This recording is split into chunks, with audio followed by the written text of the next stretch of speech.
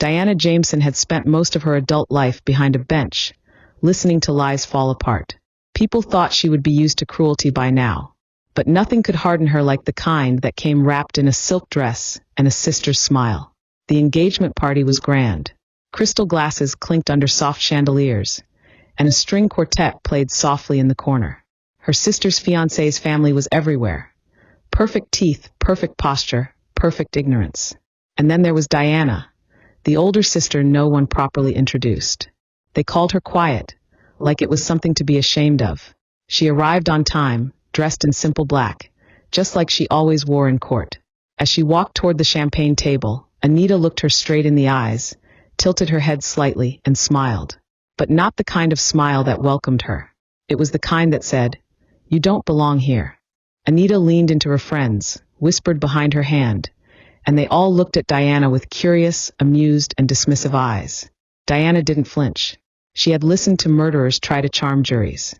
She had watched families fall apart over one mistake. But that night, standing under chandeliers and quiet judgment, she realized something new. The worst kind of betrayal didn't come from strangers. It came from those who knew exactly where to hurt you. Many people thought silence meant weakness, that if someone didn't fight back, it was because they had no strength. But Diana had learned long ago that being invisible was safer, cleaner, easier to survive. Growing up with Anita meant learning to be small. Anita was the bright one, the charming one, the one who always tilted her head the right way to get what she wanted. Their parents adored her like she was made of gold. "Your sister has such a way with people," they'd always say, usually after Anita had lied her way out of trouble or gotten her way with a pout. Meanwhile, Diana was the quiet one, the serious one, the too smart child who read books in corners and corrected teachers. By high school, Anita had already decided Diana was boring. She would throw parties and never invite her. She told others Diana was adopted from a library and laughed at how she dressed. At dinner, their parents joined in the laughter. "Diana just doesn't know how to loosen up," their mom would say. Their dad never looked up from his plate. No one asked Diana what she wanted to be. No one cared where she went after school, as long as she didn't cause problems. So she didn't. She studied. She disappeared into books and law. While Anita chased boys and messed up her communications degree, Diana graduated early and got into law school. Her family didn't cheer. When the acceptance letter came, Anita rolled her eyes and said, "So you're going to be one of those courtroom women with no life, huh?" Diana didn't answer. She didn't need to.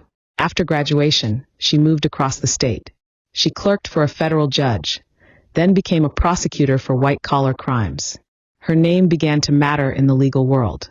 At 38, she was appointed to the bench, the youngest in her district. The newspaper wrote about it. Her photo was printed on the front page of the Metro section, standing in front of the courthouse, robe in hand. She sent a copy to her parents. No one called. By then, Diana understood the difference between distance and peace. It didn't hurt anymore. She had her courtroom, her chambers, her life. She wore her title like armor and used her voice to cut through lies and nonsense. In court, people listened. At home, she was still just the older sister. She only saw Anita a few times after that. Weddings, birthdays, the occasional holiday when their mother begged them to act close. Anita would show up in sequins and heels, always with a new story about how exhausting her life was. Diana would sit at the end of the table, watching her perform, wondering how someone could talk so much and say so little. They hadn't spoken in over a year when the invitation came. A glossy white envelope with rose gold trim, scented with too much floral perfume. Inside, the card read, "Join us in celebrating the engagement of Anita Dalton and Ambrose Ollie." There was no mention of Diana on the invite. No +1. Not even a note. Then came the text. "Hi sis, just FYI. Don't feel like you have to come if you're busy. Ambrose's family is a little high profile. Try not to wear anything too serious." Okay, too serious. That line stayed in her mind for days. Anita had no idea how serious Diana had become. How many lives she had changed with a gavel. How many men in expensive suits had called her, "Your Honor," with shaking voices. Anita still saw her as the girl in second-hand clothes, hiding behind books and rules. She didn't know Diana at all, but no one ever asked. So Diana bought a dress. Simple, black, elegant. Not flashy, just right. She booked a flight, rented her own car, declined the hotel room Anita offered, and made her own plans. For the first time in 10 years, she walked back into the lion's den, with no intention of shrinking. She wasn't going for Anita. She wasn't going for their parents. She was going for the silence that had followed her for years. The silence she was finally ready to break. The venue was a glassy hilltop estate with perfect hedges and valet parking. The kind of place people rented not because they liked it, but because they wanted others to know they could afford it. Anita's name was written in gold on the welcome sign. Ambrose's name was just below, a little smaller. That alone told Diana everything she needed to know about their relationship. Diana arrived 5 minutes early. Always 5.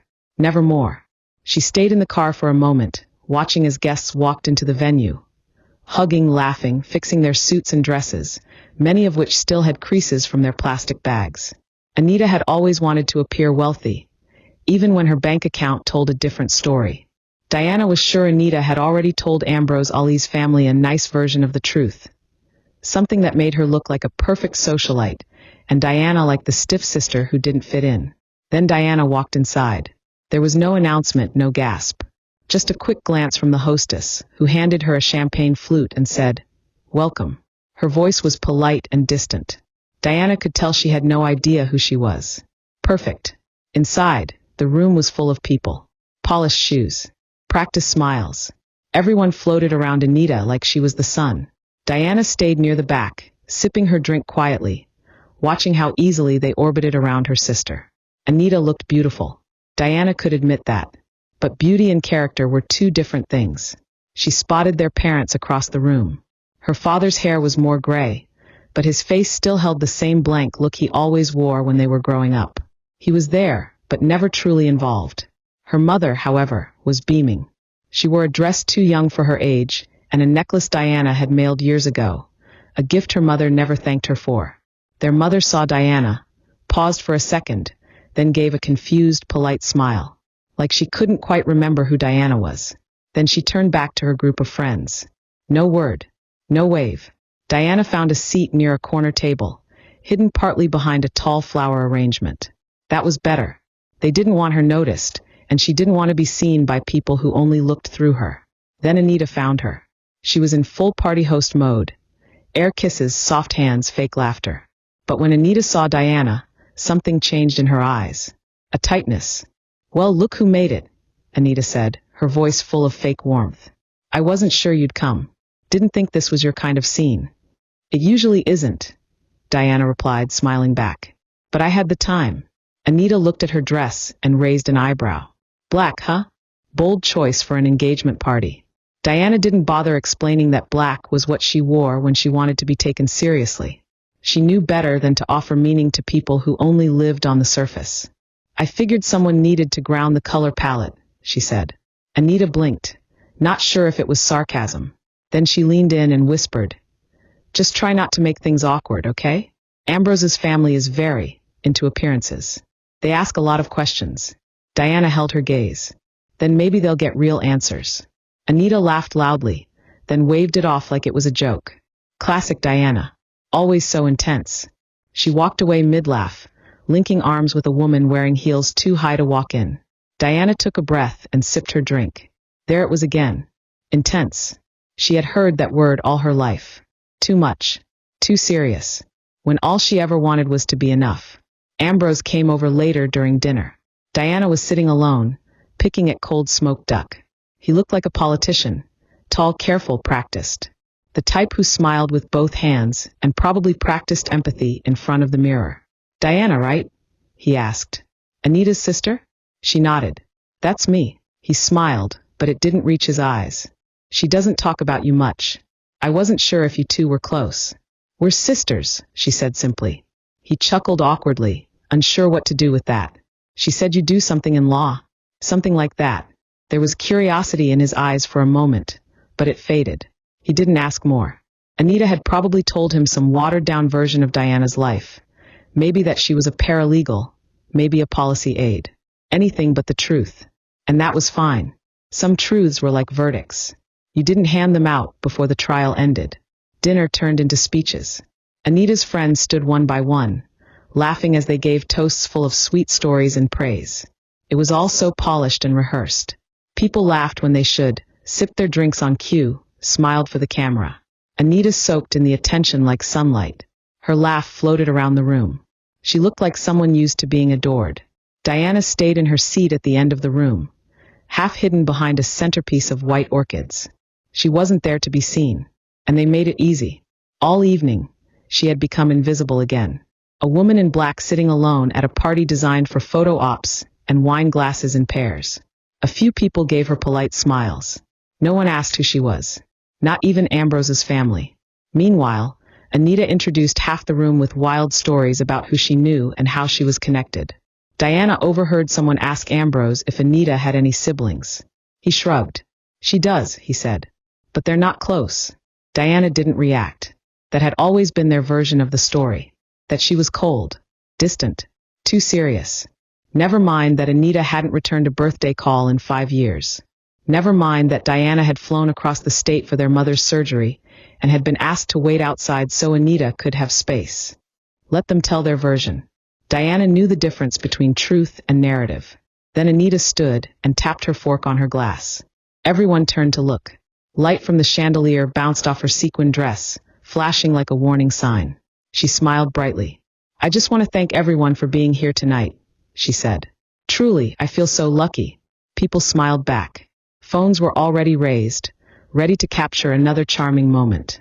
I know this may come as a shock, she giggled. But I wasn't always this put together. Soft laughter followed. Ambrose smiled proudly and leaned back in his seat. In fact, Anita continued, growing up, I was the wild one. My sister, Diana, was the opposite. She was, let's just say, very strict, very by the book. There was a pause, the kind of pause people mistake for humility before a joke lands. She once filed a formal complaint because I borrowed her sweater without asking. I was 13. Laughter erupted around the room. Diana stayed still, her expression unreadable. She's always been that way, Anita said, waving her hand casually. Judgy rigid. Honestly, I'm just grateful she showed up tonight. She's not really into family gatherings or, smiling. She looked directly at Diana, held the gaze just long enough to make a point, then winked. Diana's fork rested lightly beside her untouched entree. Ambrose nudged Anita gently. Be nice, he said with a grin, then turned toward Diana, smiling like he was part of a harmless little joke. But really, he added, we're lucky she made time. He looked back at Anita. You said she works in, what was it? County records. Diana tilted her head slightly but said nothing. Or maybe admin, he added, chuckling. Either way, sounds like important paperwork. There it was. The insult wasn't loud or mean. It was worse. It was small, quiet, casual, spoken like it didn't matter. Not enough to hurt, just enough to remind her how they saw her. Anita looked pleased. Her smile stretched wide, confident in the idea that Diana would, as always, take the hit without a word. Diana wiped the edge of her glass and met Ambrose's gaze. I'm sorry, she said calmly. Where did you hear that? He blinked, caught off guard. Anita said something about you working in government, office work? She didn't answer right away. She let the moment stretch, letting the silence settle where their confidence used to live. No, she finally said. That's not correct. Anita laughed lightly. Oh, come on. Don't be so dramatic. She's right, Diana said, still looking at Ambrose. I don't work in office administration. Another pause. This one longer. I'm a judge, she said.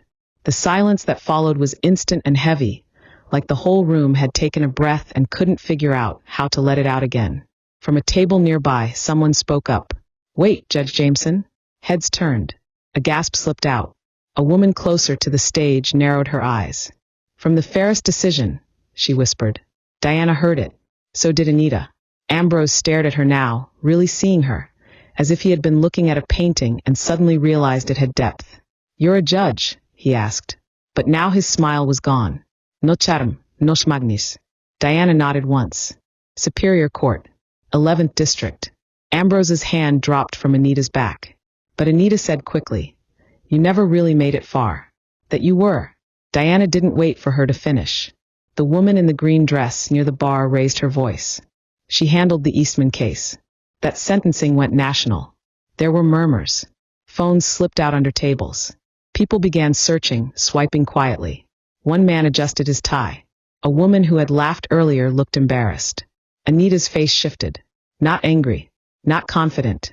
Just trapped. She muttered. I didn't know she was still doing that. I thought she gave it up. Diana stood then, not suddenly, but with calm, deliberate grace. She folded her napkin and placed it neatly on her plate. Every movement felt heavy now, not because she added weight to it, but because it had always been there. They had just never noticed. She looked Ambrose in the eyes one more time. When people don't ask questions, she said softly, they shouldn't be surprised by the answers. Anita opened her mouth, but nothing came out. She looked at their parents, who appeared just as shocked. Her mother's lips were slightly parted. Her father had gone pale. Diana walked past all of them. Past the whispers, the glances, the fragile masks that had started to fall. There was no drama, no raised voice, just quiet truth. She didn't stay for dessert. There was nothing sweeter than the silence she left behind. Outside, the air felt cooler, fresher, the kind of quiet that didn't ask for attention. It just existed, steady and real. She walked to her car without turning back. No applause, no farewells, just the sound of gravel under her shoes, and freedom. Her phone buzzed once. Then again, a missed call from her mother. 2 texts from Anita. You should have told me. Why would you embarrass me like that? As if truth was a weapon. As if answering a question honestly was an attack. She didn't respond. They hadn't asked who she was for years. They had assumed, guessed, simplified her into a version that made them feel bigger. Now that the truth had come out, they didn't feel sorry. They felt exposed. But Diana wasn't angry anymore. There was a time she would have given anything to be seen, to be welcomed with pride. But somewhere along the way, she had stopped needing it. What she built didn't need their blessing. She had earned every inch of her life with no help, no shortcuts, no applause. Just work, quiet, steady, often unseen. The kind of work that carried real weight in rooms they'd never stepped into. Inside, she imagined the buzz. Anita trying to spin the story. Ambrose realizing his smugness had limits. Her parents sitting still, finally unsure of who their daughter was. But she didn't need their understanding. They hadn't failed to see her because she was invisible. They failed because they had never looked. Now they would. And even if they never said a word, never admitted anything, something had changed. Not because Diana demanded it, but because truth always shifts the air. She didn't need a spotlight. She never wanted center stage. All she ever wanted was her place on the bench, and the quiet power of finally being seen.